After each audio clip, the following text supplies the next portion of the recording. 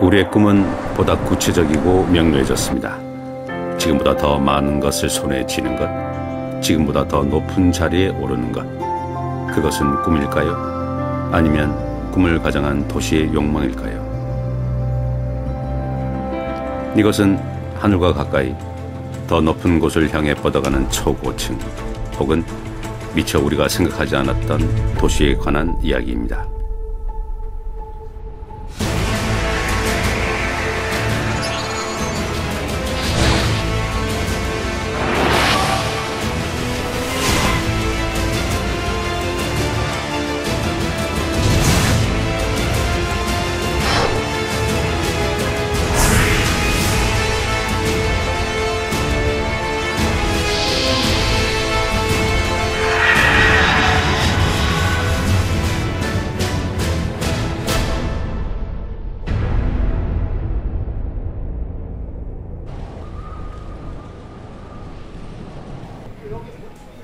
거세게 바람이 몰아칩니다. 바람이 이제 골바람이 불기 시작하는데 이 감당이 안 되는 거라. 태풍이라도 오려는 걸까요? 하지만 바람만 분다 하면 건물풍 때문에 모든 울타리랑 문짝이 자꾸 떨어져서 저도 진짜 난감해요. 지금 어떻게 해야 될지 많이 울죠, 속으로는. 부산의 동쪽 끝 해운대 미포, 이곳에선 대체 무슨 일이 벌어지고 있는 걸까요?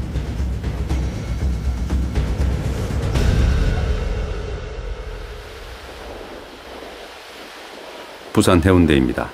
이곳에 국내 두 번째로 높은 초고층 건물이 들어선다는 소식은 전국적인 이목을 집중시켰습니다. 101층 규모의 초고층 건축물이 포함된 해운대 관광 리조트 사업 기공식이 오늘 오전 부산 중동에서 열렸습니다. 하지만 사업을 둘러싼 특혜와 비리. 로비안 의혹 대서는요? 성실하게 조사받겠습니다. 잠시만요. 어떻게 생각하세요? 전혀 그런 사실이 없습니다. 다 서명하셨습니다. 소수의 욕망과 공공의 부재가 만든 나눔개발의 상징, 초고층 LCT는 그렇게 들어섰습니다. 공공개발 사업으로 시작했지만 민간 사업자 공모 단계부터 의혹은 제기되었습니다.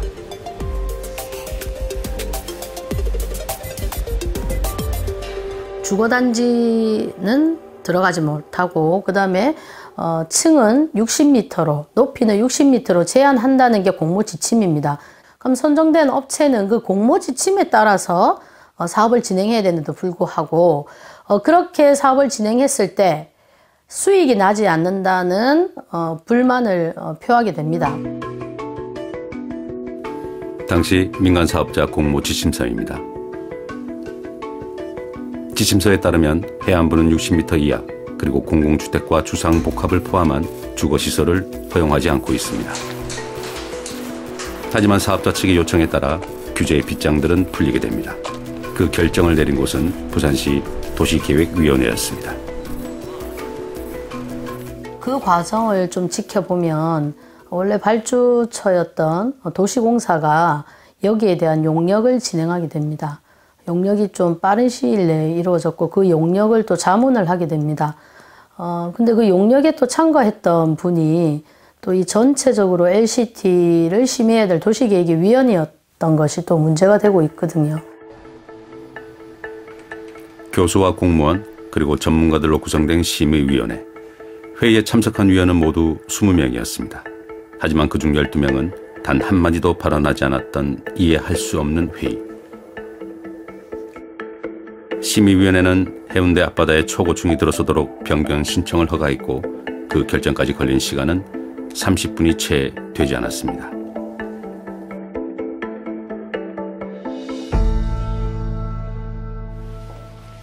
저기에 지금 아파트가 들어가 있지 않습니까? 그럼 주거 기능은 저기에 원래 들어가서는 안 되는 곳이에요. 근데 주거 기능이 들어감으로써 40층이 늘어나는. 근데 이런 부분들은 우리 도시계획 행정과 건축 행정 이런 부분에 이제 문제가 있다고 보는 거죠. 그러니까 없는 것이 아니고 제대로 된 합리적인 도시계획 행정과 건축 행정이 선행이 안 되었다. 그렇게 보면 되는 거죠.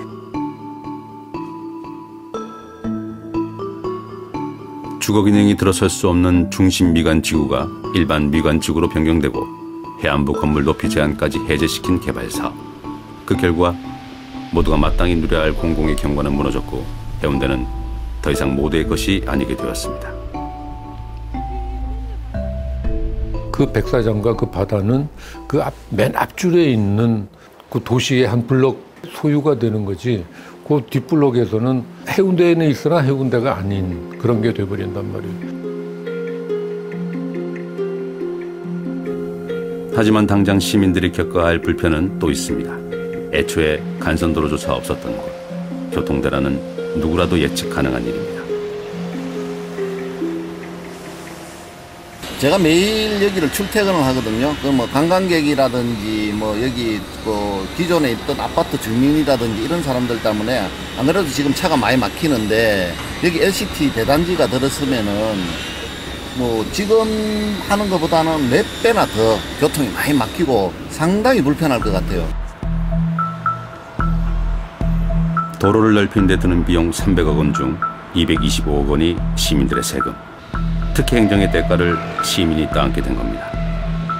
그 부분에 대해서는 시나 해운대구청에서 주관을 하되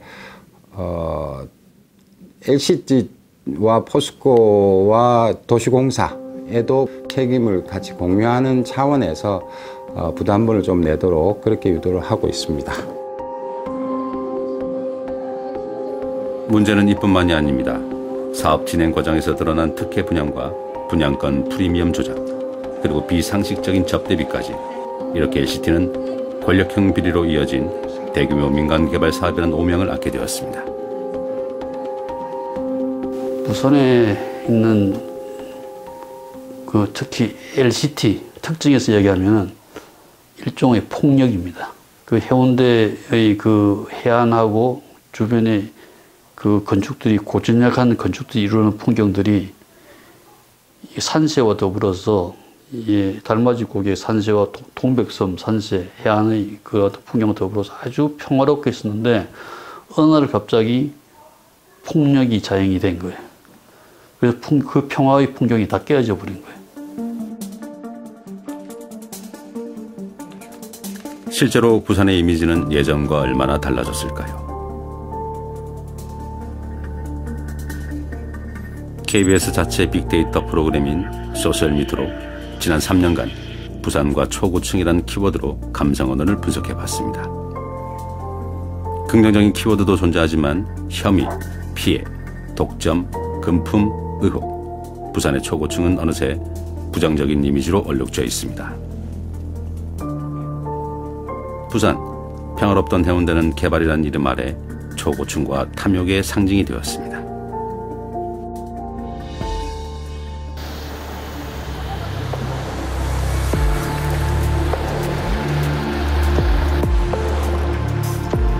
세계 경제 금융의 중심지 미국 뉴욕입니다. 미국이라는 거대 강국의 굳건한 힘과 또 그 속의 자유로움이 연상되는 곳이죠.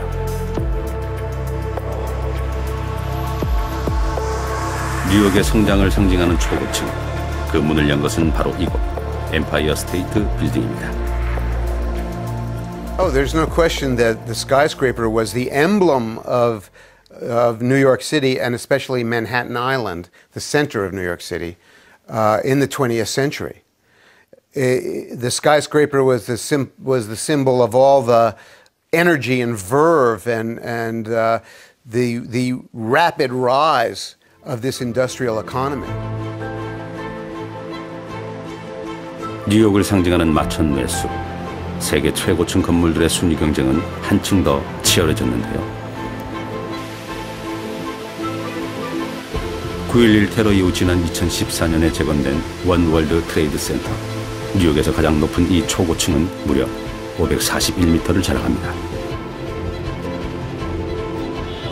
세계의 이목을 집중시키는 초고층의 힘 때문에 보다 더 높은 초고층은 지금 이 순간에도 매일 새롭게 지어지고 있죠. 이 같은 마천류 경쟁은 비단 뉴욕만의 이야기는 아닙니다.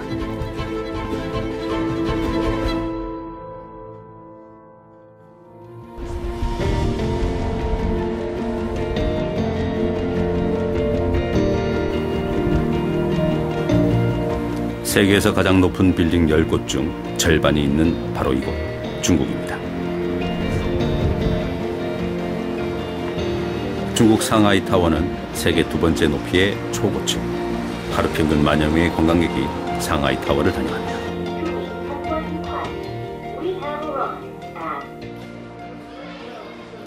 中心它是上海新的一栋地标性建筑，它见证了整个上海的改革开放，也证明了整个中国、整个上海的一个经济实力。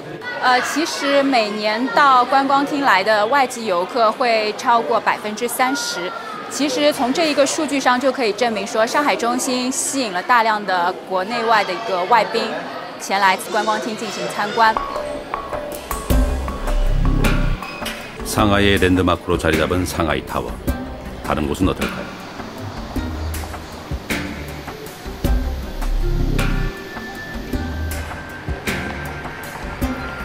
중국 선전입니다.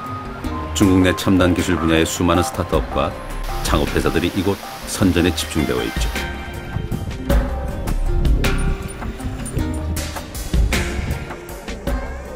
하지만 또 하나 눈여겨볼 것은 세계에서 초고층 빌딩을 가장 많이 짓는 도시 1위라는 사실입니다.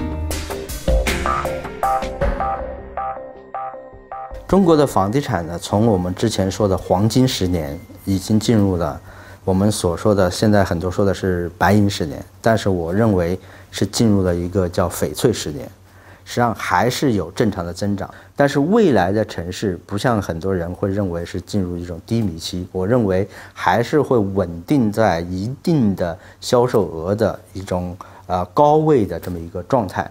我们可以确定的是，未来的10年还可以保持10亿平米的住宅的需求，整个市场还是在世界上还是一个最大的市场。 지난 한 해만 무려 88개의 초고층을 지어 올린 중국. 이런 기세는 당분간 이어질 것으로 예상됩니다. 那就应该说，就是说，这个除了一些沿海的地区的一些主要的中国的一线城市，那个北上广深，那么这些城市呢，这个摩天大楼的这个数量呢已经是非常多了。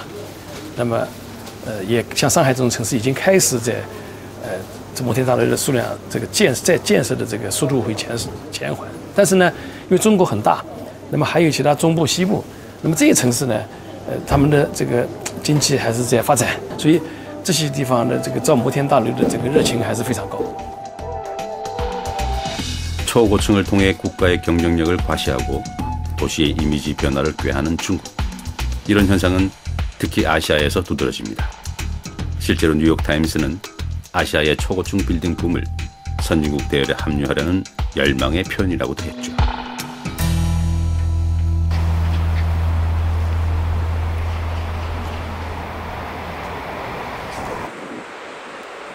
높이 200m 또는 50층 이상.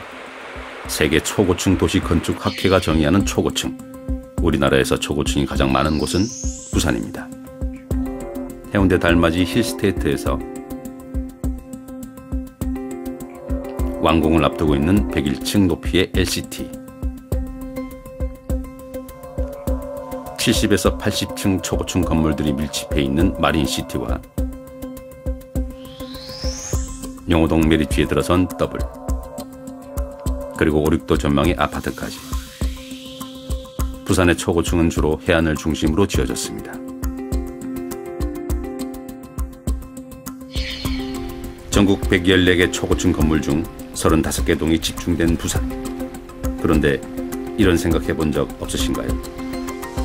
이제 우리나라 도시들이 유독 아직도 초고층 열풍 또는 광풍이 부는데 과연 초고층이 뭐가 좋을까? 그리고 그것이 정말 좋은 대안일까? 서울 강남보다 3배 이상 초고층이 많은 해운대. 부산이 초고층의 도시가 된 건 랜드마크가 없어서였을까요? 산지가 70% 이상인 우리나라 땅에서는 대부분 산 밑에 양지바른 곳을 찾아서 도시가 세워졌어요. 그 말은 산세가 이미 랜드마크가 있는 거예요. 거기에 서양처럼 평지의 이론처럼 볼대 같은 것을 한 세워서 랜드마크를 세우면 이 인공적 랜드마크와 자연적 랜드마크가 부조하기 마련인 겁니다. 그러니까 우리나라의 도시가 지금 서양의 도시를 쫓느라고 랜드마크 같은 건물을 세워서 굉장히 부조화한 도시가 대부분입니다. 초고층은 좀 뭐 현대 시대적으로 필요한 건축 구조물이에요. 근데 그걸 어디다 어떻게 세우느냐의 방법론에 문제가 있는 거죠. 초고층을 세우지 말자는 게 아니라 세우더라도 그 위치 조건이나 이런 것들을 잘 선택을 하고, 그다음에 그것이 세워졌을 때 나 혼자 여기에 우뚝 서 있다가 아니라 그 주변과 어떻게 어울리게 서 있다라는. 국가 또는 도시의 상징이 되는 랜드마크. 그것은 산과 강, 바다 같은 자연일 수도 있고 건축물로 새롭게 조성될 수도 있죠. 중요한 건 도시와 얼마나 조화로운가입니다.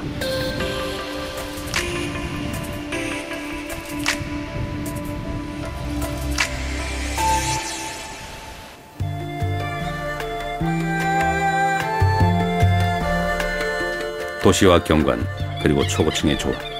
도시의 정체성을 변화시킬 수 있는 이 깊은 고민은 역사와 전통의 도시 전주가 떠안은 숙제이기도 합니다.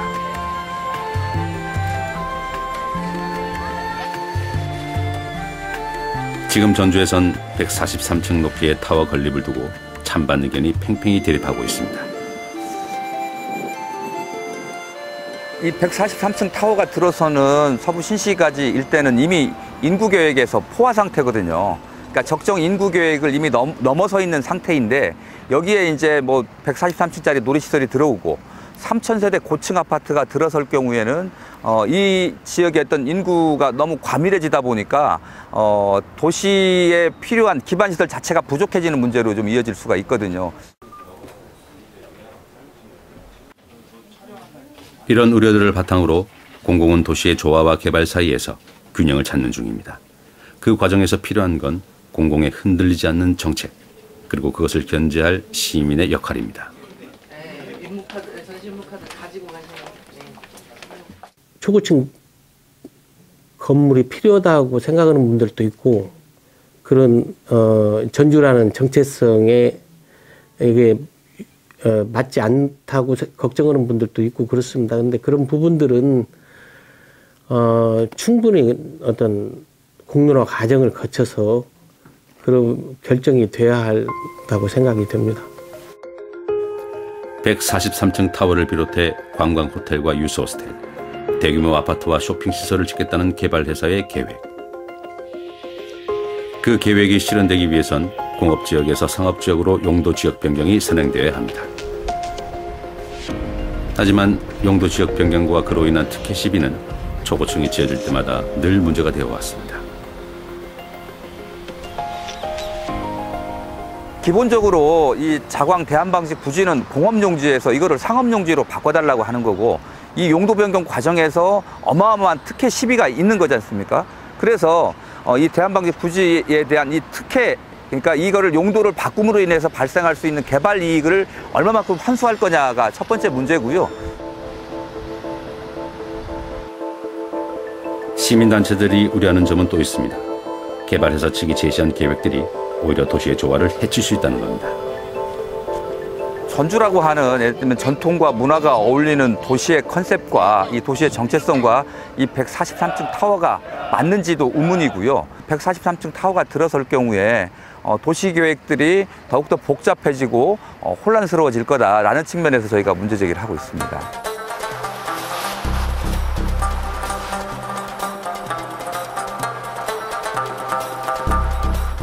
중국의 이선도시 난통을 찾았습니다.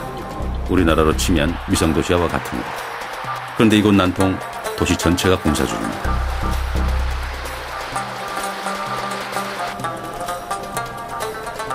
난통의 한 분양사무소.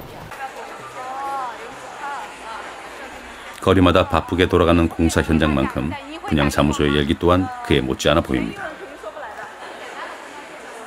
대륙을 불문하고 전 세계 곳곳에서 부동산 시장을 장악하고 있는 중국. 물론 자국 내 부동산에 대한 관심 역시도 덜하지 않습니다. 침실이 두 개인 개념이라는 거죠. 个的一个房地产是整个中国的一个支柱，没有一个行业能够代替房地产的，没有。居住啊，居住像其实主要的是南通，就是整个6县1市的人，但是其他城市也有。然后你像我之前接的北京的，或者说美国的一些华人也有，都有，包括台湾也有人在这边投资，都有，海外的人都有。 하지만 난통의 밤은 중국의 부동산 열풍 그 이면을 드러냅니다. 밤이 되자 불이 켜진 곳은 손에 꼽을 정도.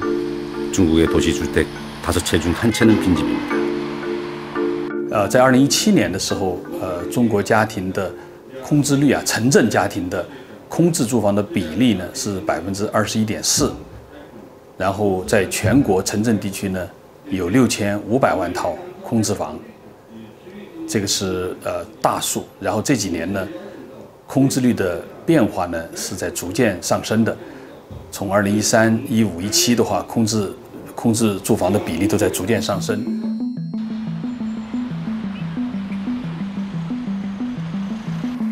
해마다 높아지는 공실률. 하지만 이곳의 아파트 숲은 점점 더 거대해집니다. 그러나 실수요를 예측하지 못한 개발의 결과는 사람이 살지 않는 유령 도시였습니다. 그럼에도 불구하고 도시 전체가 이토록 개발에 몰두하는 이유는 부동산을 가장 확실한 투자 수단으로 여기기 때문입니다. 到2017年，这个比2017年、2018年的这个比例呢？ 已经下降到低于20%了，然后多套房的比例的话，就是说，就购买房子的时候呢，他已经有一套房子的这种家庭呢，在2018年的时候已经达到80%。 확실한 투자 대상, 땅과 건물이 돈이 된다는 생각은 우리나라 역시 다르지 않습니다. 그런데 땅에도 이른바 계급이라는 것이 존재합니다. 그 계급의 가치는 종상향으로 결정됩니다.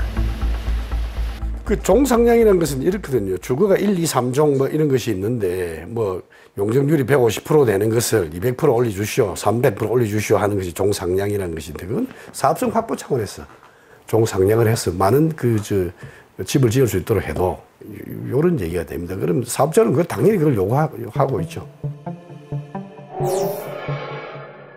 서울의 경우 3종 일반 주거 지역은 보통 35층까지 허용합니다. 만약 일반 주거 지역이 준주거 지역이나 상업 지역으로 종상향이 될 경우 초고층을 지을 수 있는데 서울은 50층, 부산은 최고 높이를 제한하지 않습니다. 종상향은 일반 주거 지역이 제일 종상향이 많습니다. 특히 2종에서 3종으로. 2종에서 3종은 아까 말씀하셨듯이 용적률의 차이가 엄청납니다. 건축 규모가 크면은 용적률 10% 같으면은 막 몇백억이 왔다 갔다 하거든요. 그러면은 몇십 프로 차이 나지 않습니까? 그럼 용적률을 많이 적용해서 많이 찾아서 사업성을 올리기 위해서는 2종에서 3종으로 상향을 시켜야 되는 거죠. 개발 회사들의 요구가 받아들여진 용도 지역 변경, 그러니까 종상향은 용적률을 높일 수 있는 합법적인 근거가 됩니다. 지난 10년간 부산시의 용도지역 변경 내역입니다. 총 99건 가운데 96건이 더 높은 건물을 지을 수 있도록 허용됐는데 주상복합 아파트는 종상향으로 지어진 대표적인 사례입니다.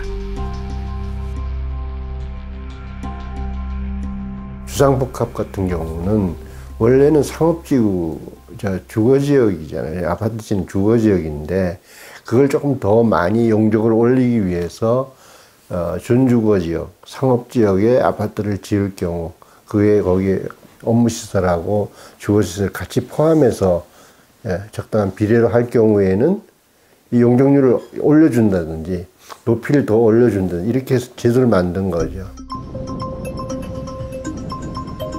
해운대에서 광안리, 용호만으로 이어진 해안선. 용호만은 하수처리장을 건설할 목적으로 만든 매립지입니다.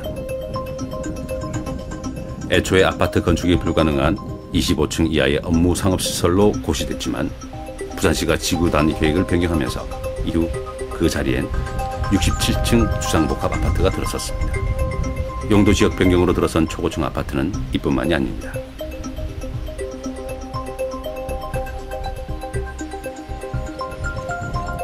머린시티를 하나 예를 들어 볼게요. 머린시티는 사실은 기존의 도시 설계 구역으로 지정이 되어 있었고 거기는 주거 용도는 500세대로 제한이 되어 있었습니다. 물론 거기는 최고 높이는 없었지만 이미 주거 지역이 500세대 같으면 거기는 초고층이 들어올 수가 없죠. 그럼에도 불구하고 그때 해운대 구청과 부산시가 이미 지정되어 있는 도시계획 내용을 변경을 해가면서까지 거기에 고층을 허용을 했다는 거죠. 용도 지역 변경으로 세워진 초고층. 먼저 용적률의 개념을 알아볼 필요가 있습니다. 이제 쉽게 설명을 드리면 이렇게 이제 대지가 있습니다. 요 대지의 전체를 다 건물이 덮은 셈이 되는 거죠. 이럴 경우에 건폐율 100%가 되는 거죠. 용적률은 이 건물의 면적을 전부 더한 값을 대지로 나눈 값입니다. 이렇게 건물을 2층으로 지으면 건폐율은 절반으로 줄고 용적률은 여전히 100%가 되는 거죠. 대지 면적이 100제곱미터인 땅의 용적률이 300%라고 한다면 바닥 면적이 50제곱미터인 건물을 지을 경우 최대 6층까지 올릴 수 있습니다. 만약 용적률이 800%라면 16층 높이의 건물을 지을 수 있죠. 용적률에 제한이 없다면 어떻게 될까요? 원하는 만큼 높은 건물을 올릴 수 있습니다.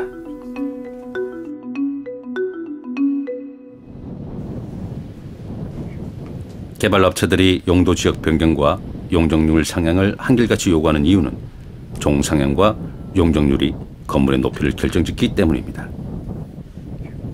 그리고 또 하나의 요구, 바로 주거시설입니다. 우리 부산 같은 경우는 그 상업시설의 수요가 그렇게 많지가 않습니다. 그래서 그게 이제 공급을 해놓으면 수요가 발생치 않기 때문에 사업성이 없어진다 이렇게 이제 보는 것이고, 아까 말씀대로 주거는 공급을 하면 언제든지 수요는 발생이 될 수 있다. 그래서 팔려야 돈이 될 거 아닙니까? 상업시설은 팔리지 않거든요.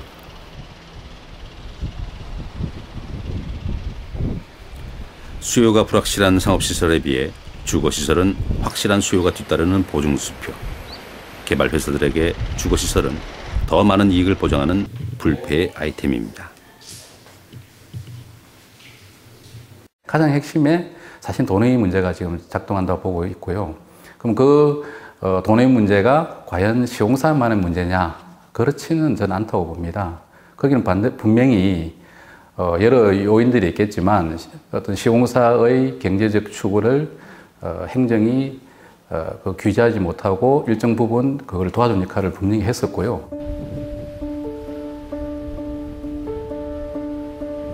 그런데 개발회사만 초고층을 원하는 건 아닙니다. 개개인 역시 더 높은 곳에 살기를, 더 높은 곳을 갖기를 희망하죠. 초고층은 구매자에게도 매력적인 투자 대상입니다. 결국 이제 그 용적률에 의해서 건물의 볼륨이 결정되고 그 볼륨은 결국 높이를 만드는 것이거든요. 그러면 대개 이제 주거지역에서 상업지를 갈수록 높아지는데 그 상업지의 용적률이 높아지면서 이제 초고층화 되는 거잖아요. 그러면 초고층에 있는 분들이 결국에는 어떤 상위층을 형성하는 게 지금 상황이고요.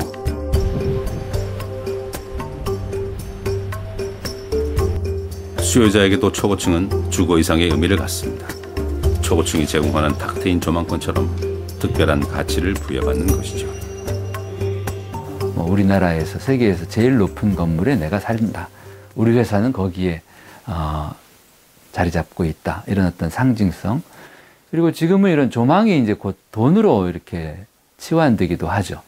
뭐 한강변 아파트 중에 또는 해운대 아파트들 중에 바다가 보이거나 강이 보이는 그 경우와 그렇지 않은 경우에 가격이 달라질 수 있으니까. 아파트의 신분, 나아가 그곳에 사는 사람들의 신분을 결정하는 용적률 계급사회. 초고층은 현대사회의 신분을 결정합니다.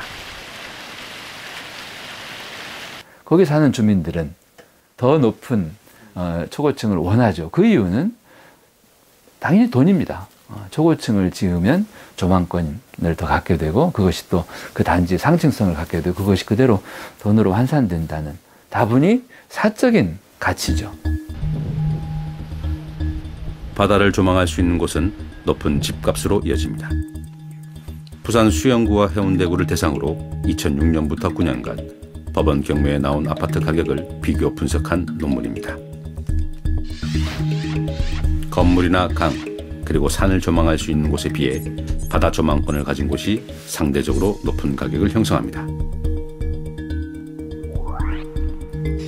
특히 해운대의 경우 거래 가격이 높은 초고층일수록 긍정 효과가 뚜렷했는데요. 긍정 효과는 해안 주변 초고층 아파트의 바다 조망권에 대한 만족감으로 풀이됩니다. 도심의 과밀화 그리고 도심 건물의 고층화가 진행되다 보니 기존 조망 요소를 이용하기가 어려워지는 거죠. 그래서 조망 가치가 희소해지는 이러한 현상을 가지게 되고, 따라서 점차적으로 이 어려운 조망 요소를 확보하기 위해서 고층화되는 그러한 선호 현상을 보일 수는 있습니다.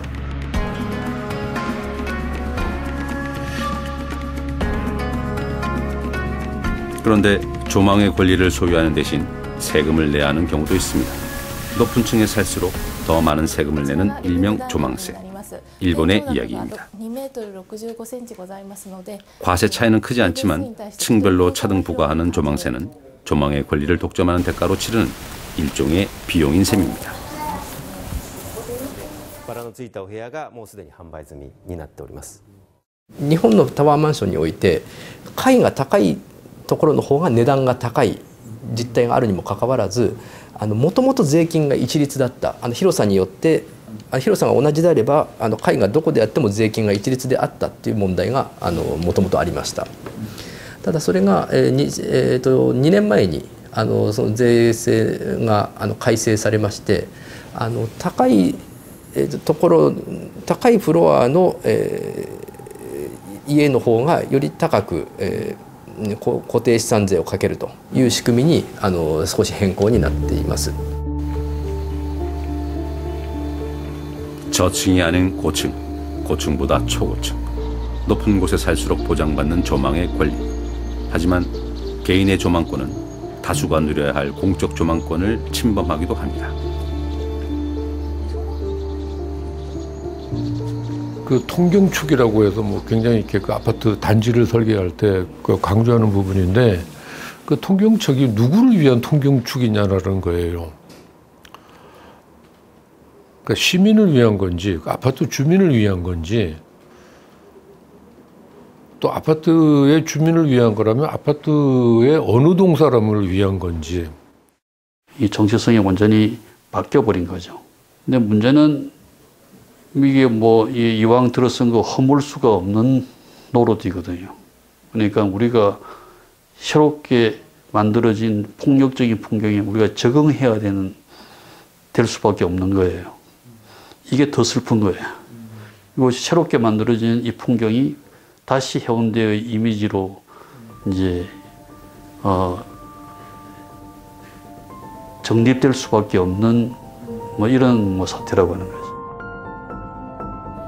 돈으로 거래되는 조망, 사유화한 경관, 그로 인한 공적 조망권의 훼손, 피해는 대다수 시민에게 돌아갑니다. 부산의 초고층 빌딩들 같은 경우에는 하나의 벽을 만들어 버립니다.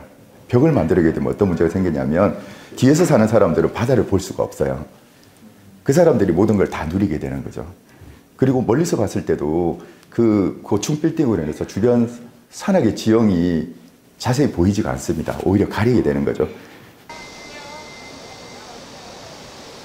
150m에 가까운 거대한 건물과 길 하나를 사이에 둔 작은 동네는 마치 다른 세상 같습니다. 60년을 한 곳에서 살아온 노부부의 소박한 집은 건물들 사이에 갇혀버렸습니다. 천장벽이 못 본다고 이제는 건물이 들어서 뭐 그러지 모를 수 없다 이거다. 아, 그래? 이거 저 높은 건물 가면 지금 이제 바다 못 본다 이거. 옛날에는 여자 이층이라고 옥상에 올라가면 바다 다 있어. 옥상에 올라 바다를 보았던 때는 이제 기억으로만 남았습니다. 고개를 한참이나 들어 올려도 보이는 건 높다란 건물뿐입니다. 조각난 하늘, 가려진 산색, 해안을 점령한 초고층. 과연 이대로 괜찮은 걸까요? 누구 하나의 사유물이 되어서도 안 되고 독점적 그런 존재가 되어서 안 된다고 하는 겁니다. 그러니까 서로 이해가 되는 그런 어떤 환경을 갖다가 만드는 게 중요해서 도시에서 짓는 건물들은 어느 건물이라도 자기 개인의 것이라고 주장할 권리가 없는 겁니다. 도시에 짓는 건물들은 모두 사회의 것이고 그 소유권 사회에 있고 그 시민에게 있는 겁니다.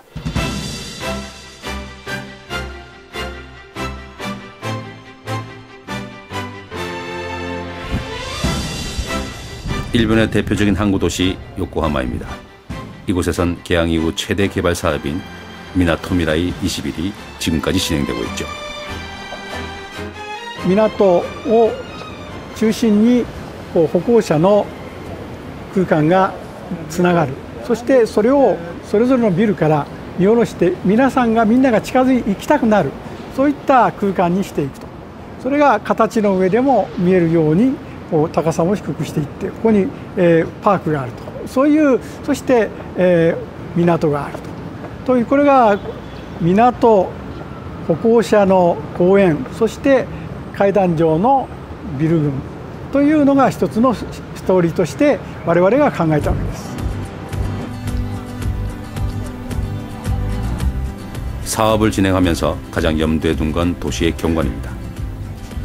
자연환경을 공공의 재산으로 여기고 엄격한 규제를 시행했습니다.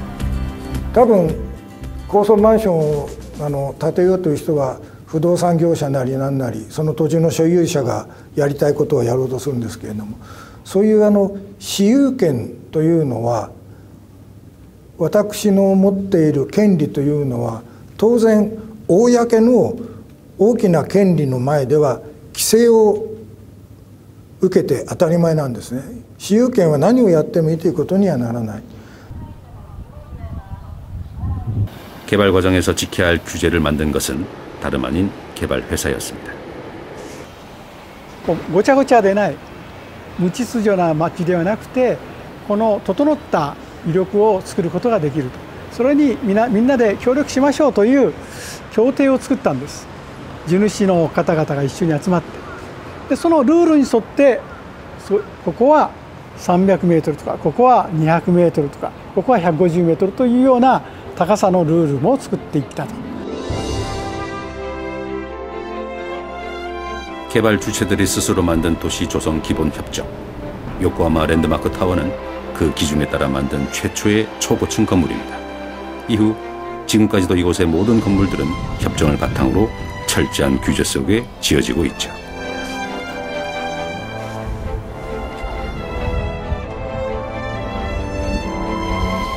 도시의 활력은 건물이 아니라 사람이 만든다는 생각으로 추진하는 미나토미라이 22. 이렇듯 요코하마의 개발 사업들은 시민 모두의 합의로 진행되고 있습니다. このエリア、新しい都心を作りますよね。その都心の価値が上がることが結果的に我々地権者にとっても価値が上がるわけですね。ですからこのエリアのブランドが上がるっていうことで考えたときに私どもの民間が作るビルだけでブランドできませんよね。逆にどの土地が一番得かというよりも町全体が価値が上がることが結果的にはデベロッパーにとっても価値があると思います。 개발로 인한 이익보다 조화를 우선시하는 도시. 요코하마가 추진하는 도시의 가치입니다.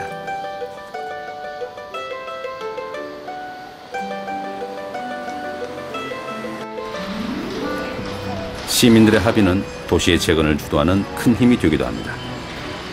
뉴질랜드 크라이스트 처치 2011년 대지진은 그 자체로 비극이었습니다. In February 2011, there was just 5 kilometers beneath our feet. Very destructive. The energy that was released through the city was the equivalent of 4 atomic bombs of the size that were dropped on Hiroshima. So a tremendous burst of energy vertically through the ground. 14,000여 번의 이어진 뉴질랜드 정부는 국가 비상사태를 선포합니다. The scale of what happened here was most devastating.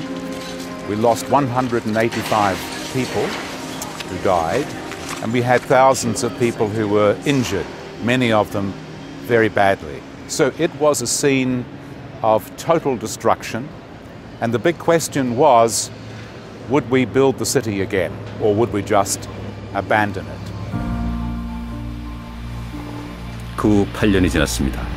당시 총리가 언급한 뉴질랜드 사상 최악의 날은 지금까지도 여전히 흔적으로 남아있죠. 2차 세계대전 이후 최악의 피해로 손꼽힌 대지진은 피해액만 54조 원.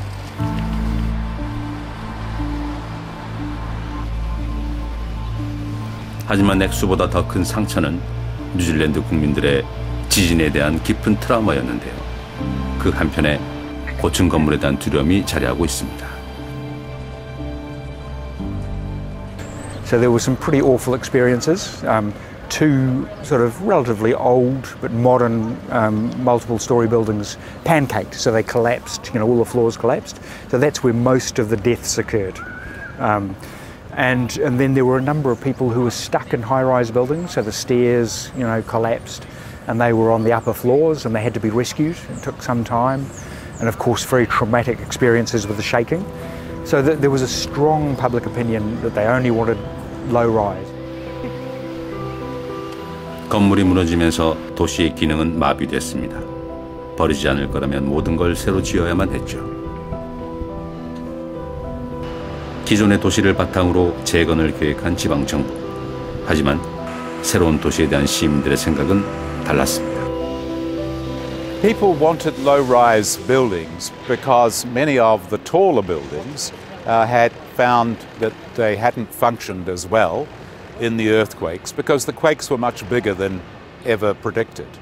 So tall buildings became, for many people, traps. And the feeling of the community was, because we had so many aftershocks, more like 14,000 aftershocks. They ran for many, many months, and we could not start building for quite a long time. And people recognized that taller buildings felt much more threatening, more frightening. And lower-rise buildings actually felt more secure. 삶을 이어가기 위해선 도시의 재건은 꼭 필요한 과정이었습니다. 지방정부는 도시를 복구하기 위한 초안을 만들었고 보다 더 안전한 도시를 원했던 시민들은 각자의 생각을 공유하기 시작했죠. 그리고 마침내 하나둘 모인 서로의 생각들은 시민 차원의 아이디어 운동으로 확산되었습니다.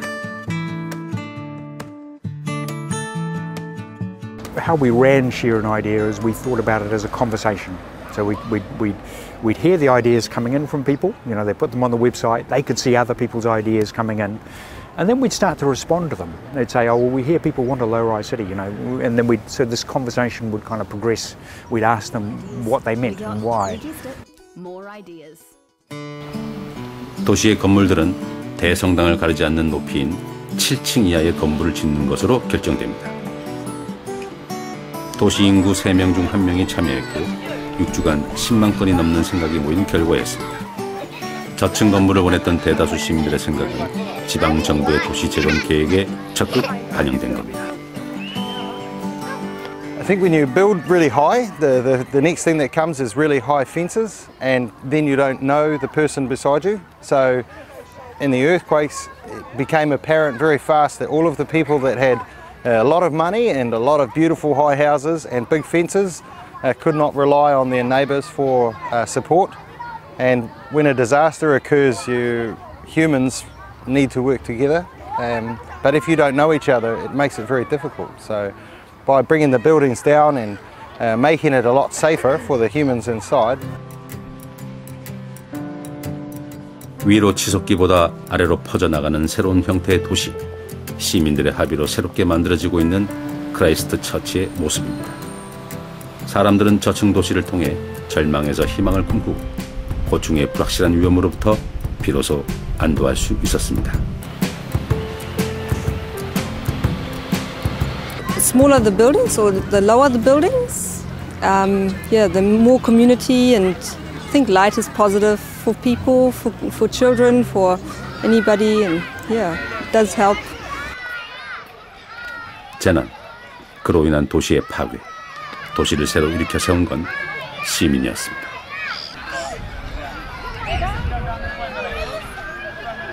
It would never really be made to the same standard and that would be tragic. I'd also like to have not as many tall buildings like the Grand Chancellor.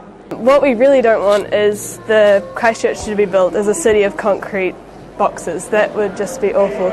It's quite depressing seeing all these buildings down because I don't want to see them falling down because it's already damaged and all in the aftershocks. I don't want to see them anymore. 다시 부산입니다.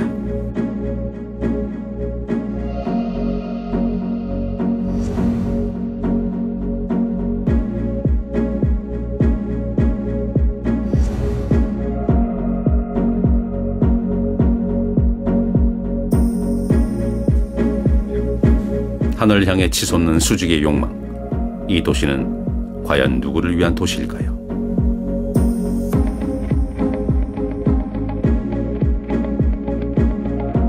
We're going to kind of hit a wall, that we can't continue this behavior. And in fact, the trend going forward after a certain point that I think is going to come very soon is going to be a worldwide trend for contraction. 이제는 근본적인 질문을 할 때예요. 과연 그 초고층이 좋은 것일까? 좋다면 뭐에 좋은 것일까? 또 그 초고층에 문제는 없을까? 그 문제는 뭘까? 초고층의 도시. 그곳에서 여러분은 도시의 주인으로, 진짜 시민으로 살아가고 있습니까?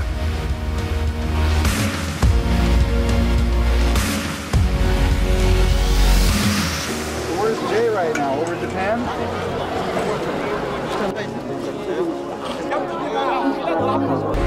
성급한 시민들은 두세 시간 전에 미리 목 좋은 자리를 잡고 기다립니다. 빨리 좀 폭포 좀 했으면 좋겠어요. 그리고 환한 남산의 모습을 빨리 봤으면 좋겠어요.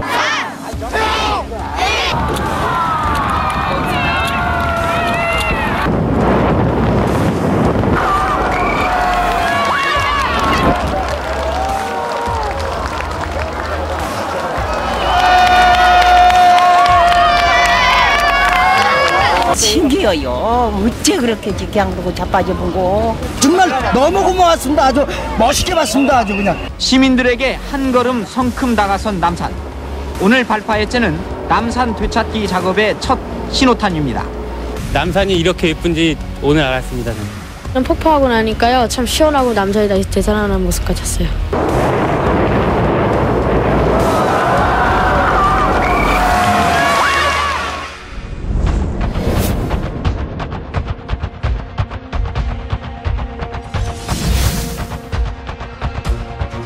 거의 매일 같이 이렇다 보시면 돼요. 매일 이래요, 정말.